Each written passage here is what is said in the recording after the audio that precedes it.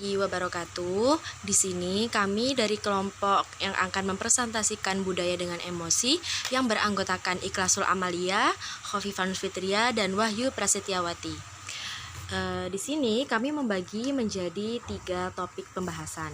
Yang pertama adalah emosi dalam konseling lintas budaya, yang kedua emosi dalam psikologi, dan yang ketiga adalah persamaan budaya mengenai emosi. Nah, langsung saja ke bagian yang pertama, yaitu emosi dalam konseling lintas budaya. Emosi merupakan suatu keadaan yang kompleks yang mencakup perubahan-perubahan yang disadari yang mendalam sifatnya dari perubahan perilaku dan mempengaruhi fungsi-fungsi psikis lainnya seperti pengamatan, tanggapan, pemikiran, dan kehendak. Beberapa ahli berpendapat bahwa emosi merupakan hasil manifestasi dari keadaan fisiologis dan kognitif manusia dan juga merupakan cermin dari pengaruh kultur budaya dan sistem sosial. Kemudian dilihat dari perspektif lintas budaya, emosi itu apa sih? Tiap budaya mengajarkan bagaimana emosi itu diungkapkan dari ekspresi wajah yang tentunya memiliki perbedaan di tiap daerah. Misalnya ialah di daerah yang memang sudah terbiasa dengan kekerasan bahkan peperangan. Ia terbiasa menampilkan emosi dengan wajah yang garang dan ancaman yang dapat pula menimbulkan emosi pada lawannya. Ada pula budaya yang mengajarkan dengan kelembutan, seperti menangani emosi dengan sabar dan tidak mendahulukan ego, yakni dengan mengutamakan penyelesaian terlebih dahulu dibanding mengungkapkan ekspresi yang akan merusak diri sendiri. Budaya tersebut umumnya dipelajari dari orang-orang dewasa di sekitarnya. Nah, di sini budaya mempengaruhi persepsi emosi dan langsung bisa menentukan tingkah laku seseorang mengenai penerimaan atau penolakan, kemudian memunculkan reaksi yaitu emosi negatif dan emosi positif.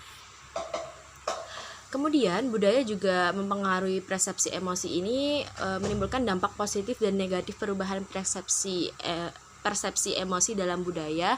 Kemudian dampak positifnya perempuan menjadi lebih berkembang dan dampak negatifnya pula yaitu banyaknya perempuan yang tidak bisa menjaga emosinya dan bahkan terlihat lebih besar daripada emosi yang dimiliki laki-laki.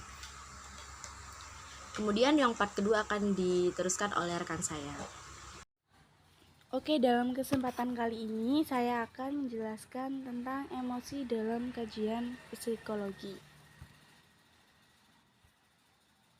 Jadi, emosi dalam psikologi adalah pola reaksi kompleks yang melibatkan elemen pengalaman, perilaku, dan fisiologis yang digunakan oleh seseorang untuk menangani masalah atau peristiwa penting yang dialaminya secara personal.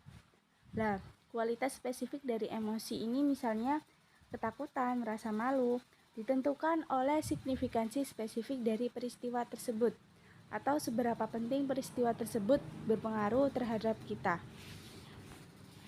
Dalam perkembangannya, banyak bermunculan teori emosi psikologi. Di antaranya di sini adalah teori facial feedback yang dipaparkan oleh Charles Darwin dan juga William James.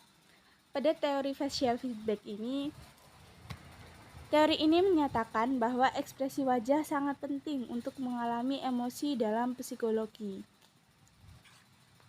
Nah, teori ini merujuk pada pernyataan keduanya, yaitu ekspresi wajah mempengaruhi emosi, bukan sebagai respon terhadap emosi.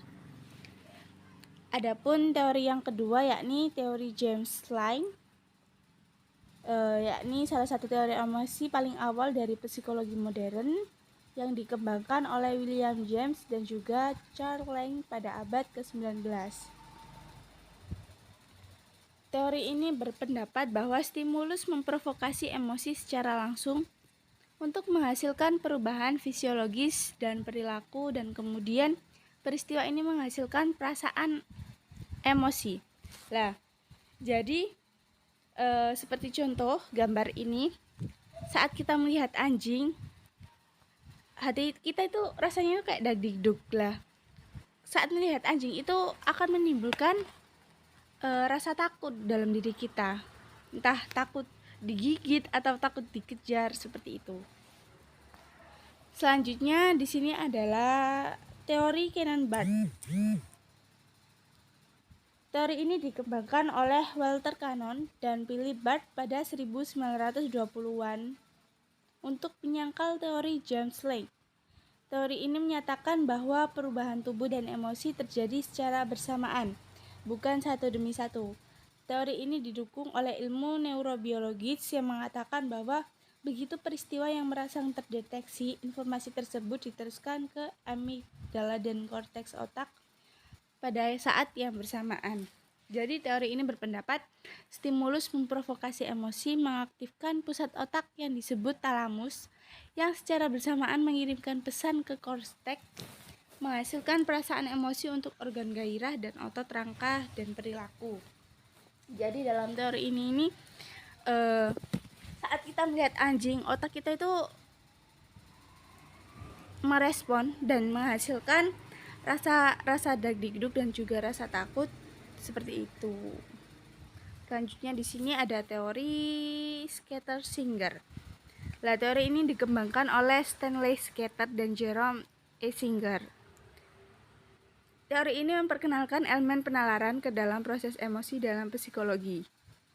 Scatter-Singer berpendapat bahwa ketika kita mengalami suatu peristiwa yang menyebabkan rangsangan fisiologis, kita mencoba mencari alasan untuk rangsangan tersebut, sehingga barulah kemudian bisa dikatakan bahwa kita mengalami emosi tersebut. Jadi teori Scatter-Singer ini berpendapat bahwa kita itu memiliki perasaan emosi ketika ada dua faktor yang hadir, yaitu kita secara dibangkitkan secara fisiologis dan kita menafsirkan suatu emosi tertentu didasarkan pada situasi yang dihadapi.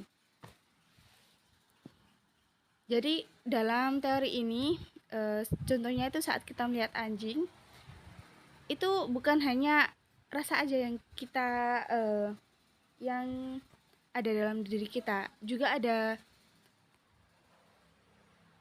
penafsiran dari suatu emosi. Seperti anjingnya galak, karena ditambah respon itu maka terjadinya emosi, yakni rasa takut. Selanjutnya di sini ada teori yang terakhir, yakni teori kognitif apresial. Teori ini dipelopori oleh Richard Lazarus.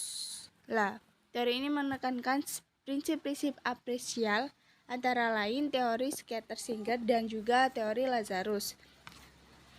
Menurut teori ini, emosi yang dirasakan merupakan hasil apresial atau penilaian dari informasi yang berasal dari situasi lingkungan dan dari tubuh.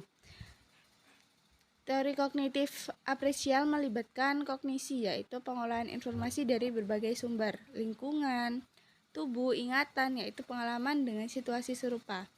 Kecenderungan berespon dengan cara tertentu akibat emosi.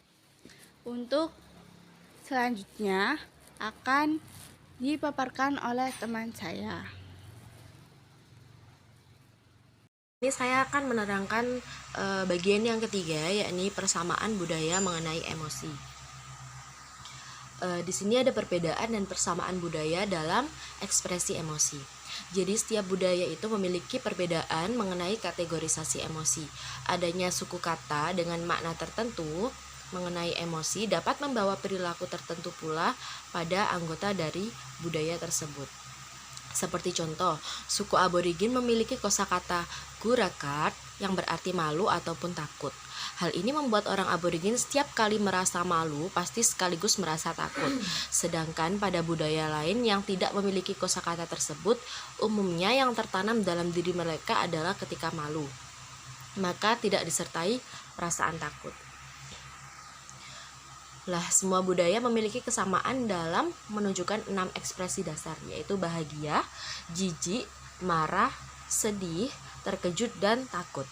Yang membedakan di antara budaya adalah cultural display-nya, yakni berbagai norma budaya yang berkenaan dengan bagaimana pengolahan penampakan wajah atau ekspresi emosi.